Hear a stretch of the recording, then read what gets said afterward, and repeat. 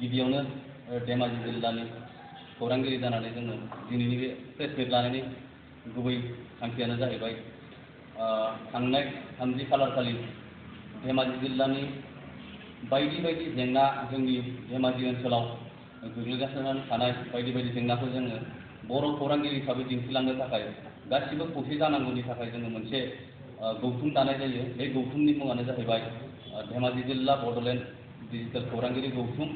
बे खौरांगिरि गौथुमखौ थांनाय 3 खालार हरनि 8 बाजियाव गुगोल मिटनि गेजेरजों दानाय जादों। बे गुगोल मिटआव जोंहा मिरुनि गाहाय नेहाथारि बिथां राकेश रामसियारि बिथाङा बाहागो लादों। लोगोसे लेङाइ आफादगिरि मैखुन बसुमतारी आदा बिथाङाबो बाहागो लादों। लोगोसे मिरुनिनो सोद्रोमा सोमदोन बसुमतारी बिथाङाबो बाहागो लादों। बेनि गेजेरजों जोंनि आफाद दानाया थांनाय 3 खालार खालि जानानै थांदों। बेवहाय जोंहा आफादगिरि हिसाबै जोंहा बड'लेण्ड रादाबनिनो खौरांगिरि गागि होननांसिगोन जोंहा अमित रामसियारि बिथाङा आफादगिरि महरै बिबान मोनदों।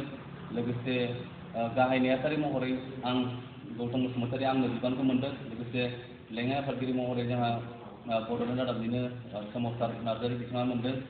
लोगोसे एसिस्टेन्ट सेक्रेटारि महरै मोनदों जोंहा सन्जिब ब्रह्म बिथाङा मोनदों। आरो जोंहा रां भान्डारि हिसाबै जोंहा एकेन बर' बिथाङा मोनदों। लोगोसे पाब्लिसिटि सेक्रेटारि महरै जोंहा सुबिराम बसुमतारी बिथाङा मोनदों। लोगोसे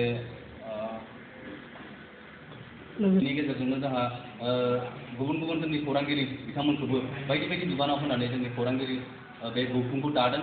लोगोसे जोंनि थांखियानो जाहैबाय फैबाय थानाय समाव जों खौसेयै धेमाजि ओनसोलनि बायदि बायदि जेंनाखौ जोङो गासै सुबुं माहारिनोनो जोंनि धेमाजिल' नङा अल आसाम लोगोसे जोंनि बुहुमावनो थानाय बर'फोरनो जोंनि थासारिखौ जेंनाखौ जों दिन्थिलांनो थाखाय नैबे गौथुमखौ दादों। आरो लोगोसे जों फैबाय थानाय समाव बेबायदिनो खौसेयै खामानि मावनांगोन। जिहेतु जोंनि धेमाजि ओनसोलाव बांसिन जेंना होननानै बुंनो थाङोबा जोंहा दैबानानि जेंना जायो।